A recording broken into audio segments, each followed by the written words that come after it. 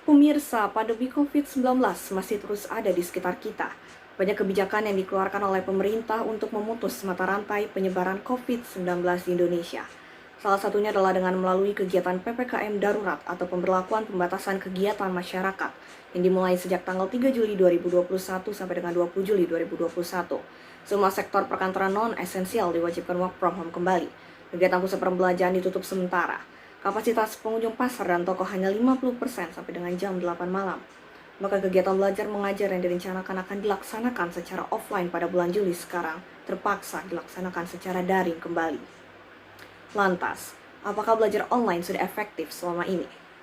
Berikut adalah hasil wawancara kami bersama dengan Bapak Elva Setiawan SSMM selaku dosen di 2 universitas di Indonesia mengenai efektivitas belajar online.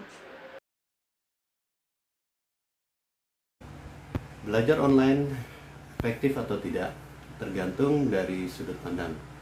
Jika mahasiswa yang berbicara, maka jawabannya adalah sistem pembelajaran efektif ini akan dianggap efektif, efisien untuk mahasiswa yang memang bekerja, ya, mahasiswa yang hanya bisa belajar di malam hari atau di Sabtu dan Minggu, maka ini akan menjadi efektif karena mereka dapat mengatur waktu, mereka dapat mengerjakan pembelajaran online sesuai dengan waktu yang mereka bisa.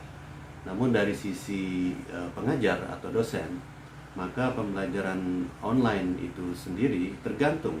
Jika proses pembelajarannya sudah sesuai dengan rencana pembelajaran semester atau RPS, maka perkuliahan tersebut bisa dikatakan efektif. Namun semuanya tergantung, ya, apakah ada interaksi yang memang sesuai dengan yang digariskan di dalam RPS antara mahasiswa dengan dosen, ataukah tidak terjadi. Kendala-kendala yang biasa terjadi dihadapi oleh para mahasiswa maupun pengajar dalam hal ini bervariasi, ya. Banyak diantaranya adalah masalah jaringan internet, ya, karena kalau online pasti menggunakan jaringan internet. Jika mahasiswa menggunakan jaringan seluler pribadi, maka ini tentu saja tidak akan mampu untuk melakukan pembelajaran.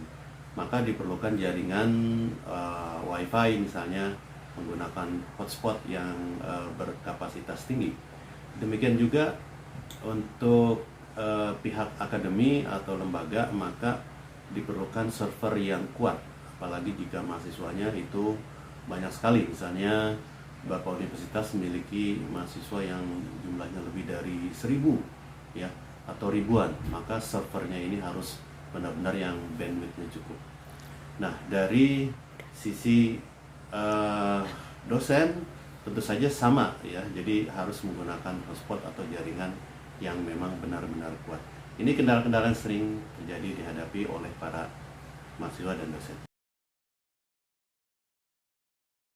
Harapan saya ke depannya pandemi COVID-19 ini segera berakhir dan kita semua sebagai dosen, sebagai mahasiswa ini bisa melakukan proses perkuliahan seperti biasanya, di mana perkuliahan dilaksanakan secara tatap muka di kampus. Dosen bisa berinteraksi dengan mahasiswa, mahasiswa bisa berinteraksi antar mahasiswa, kemudian dosen dan mahasiswa bisa berinteraksi dengan para staf pendidikan lainnya yang berada di kampus, sehingga semua proses itu bisa berjalan dengan baik sesuai dengan rencana pembelajaran. Kemudian mahasiswa bisa mendapatkan apa yang dia inginkan, apa yang menjadi tujuan-tujuan mereka ke depannya. Dan semua ini tergantung dari kita semua untuk menjaga protokol kesehatan, dan diharapkan semuanya ini bisa tuntas. Ya, itu tadi wawancara kami dengan Bapak Elva Setiawan SSMM terkait dengan efektivitas pembelajaran secara daring. Mari kita tetap ikuti kebijakan PPKM darurat ini dengan tetap memperhatikan protokol kesehatan 5M. Saya Fahita Salsabila, mewakili seluruh kru yang bertugas, pamit undur diri. Terima kasih dan sampai jumpa.